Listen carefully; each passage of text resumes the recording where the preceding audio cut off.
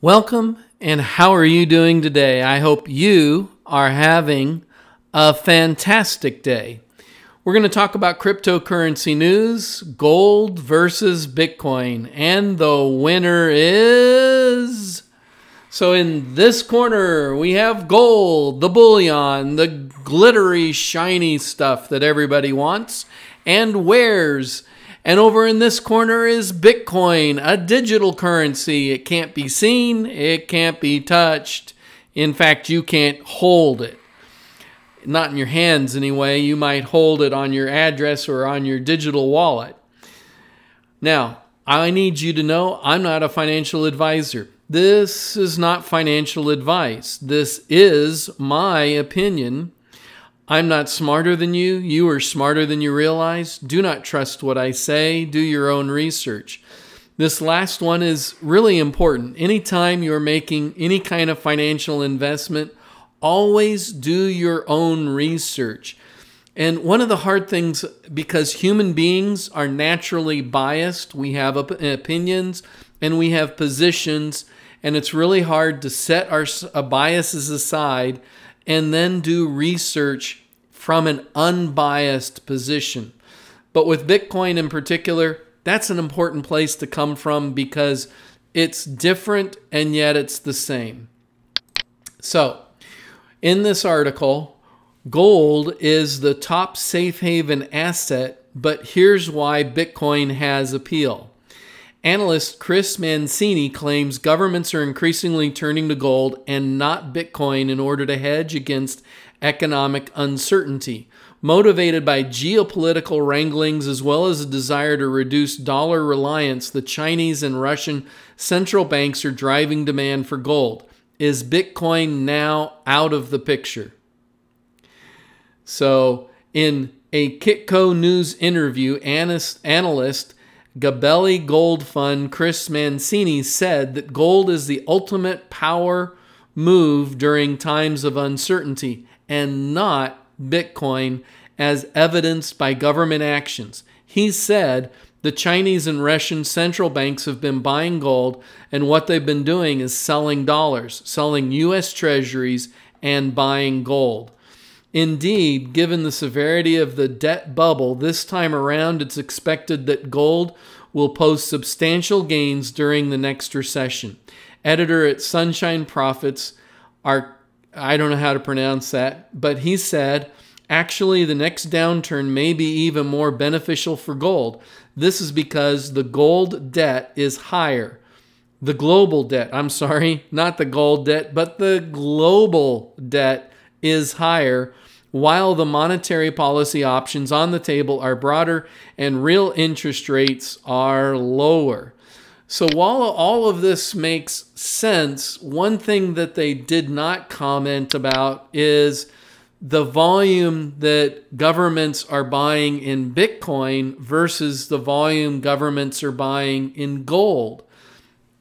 It has been discovered from a number of different analysts and a number of different bits and pieces of research that the Russian government, Chinese governments, and several other governments have been buying and accumulating Bitcoin.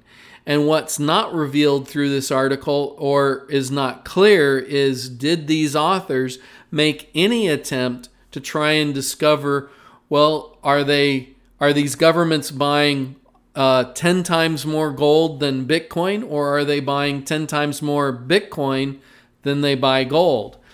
I think that would actually be pretty difficult to discover because governments are pretty quiet about both of these situations. And gold may be a little bit more trackable in some ways because it is less anonymous than Bitcoin is.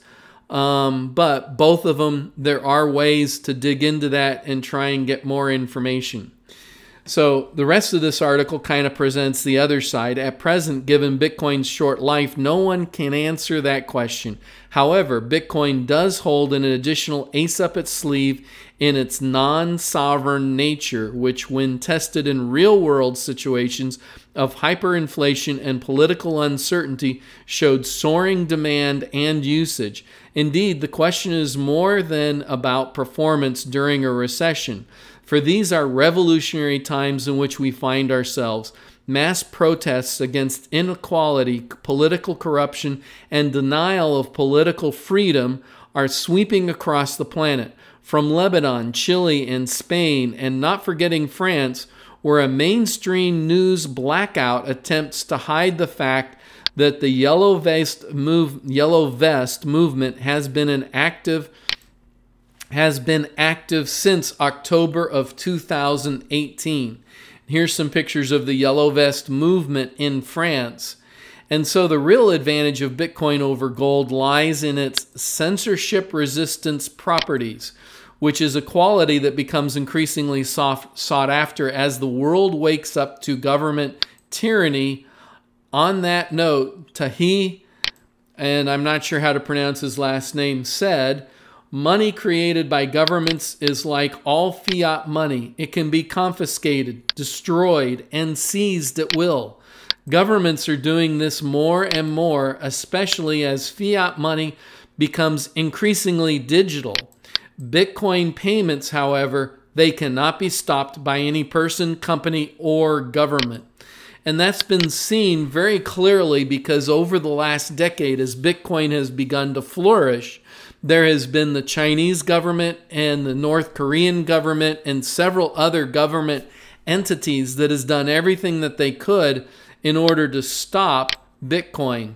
And they have been completely unsuccessful at stopping Bitcoin. That is mostly because of its censorship resistance properties. It's very difficult for the governments to track it down. Once you own it, they need those private keys in order to do something or prevent you from using it.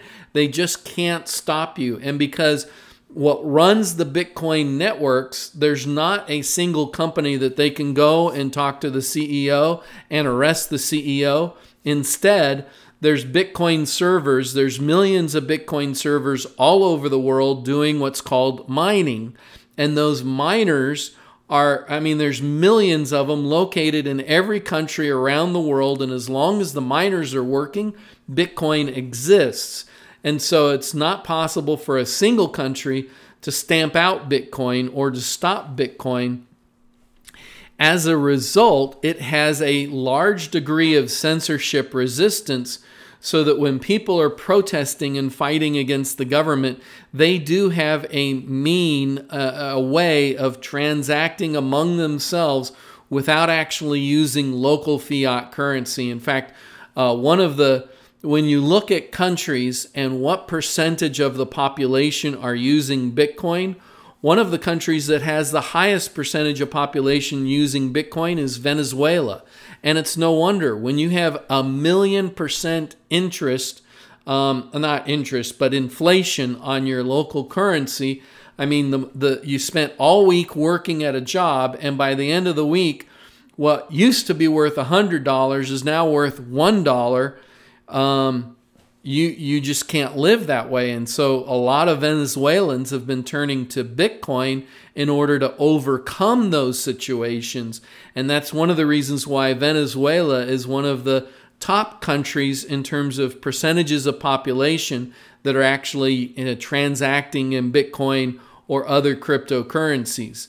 In fact, one of the things that's very interesting is that there's I don't remember the exact number, but there was something like 1,000, 1,500, or 2,000 Bitcoin ATMs spread out all across Venezuela.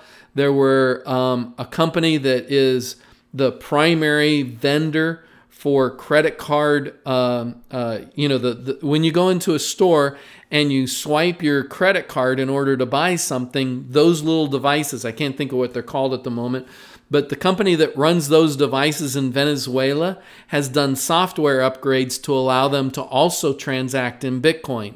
And so Venezuelans can go to many, many, many different shops, stores, locations, and either use a Bitcoin ATM or even transact directly and pay for goods and services directly with Bitcoin. And so the result is, while this is an interesting article, to say that Bitcoin is not a safe haven asset because governments aren't buying it, and yet you don't make any assertion or claim or provide information about, well, what amount of Bitcoin are governments using and purchasing and holding and so on, because we've seen several times where the U.S. government actually auctioned off a certain amount of Bitcoin and then they arrested another person, and instead of auctioning off that Bitcoin, they're holding it. Or they had 100,000 Bitcoin that they confiscated for somebody, and they auctioned off 50,000 of it, and they kept the other 50,000 where? And I don't know how they got the private keys from that person, but somehow they got the private keys from those individuals and were able to basically break the censorship resistance on those particular cryptocurrency assets. And so quite interesting times, quite interesting news. There's definitely a argument for both gold and Bitcoin when it comes to a safe haven asset. And if your government or your economy in your area was falling apart, which one would you tend to lean towards? Would you tend to lean towards gold, or would you tend to lean towards Bitcoin? Let us know in the comments below. And if you have any questions about what we've said today, if you have any questions about Bitcoin or how you can purchase it, let us know. We would love to be a help. We'd love to be able to help you out with that. So just tell us what your questions are in the comments below, and we're going to do our best to get you great information to answer those problems, answer those questions. In the meantime, like, subscribe, and hodl, and I hope you have a fantastic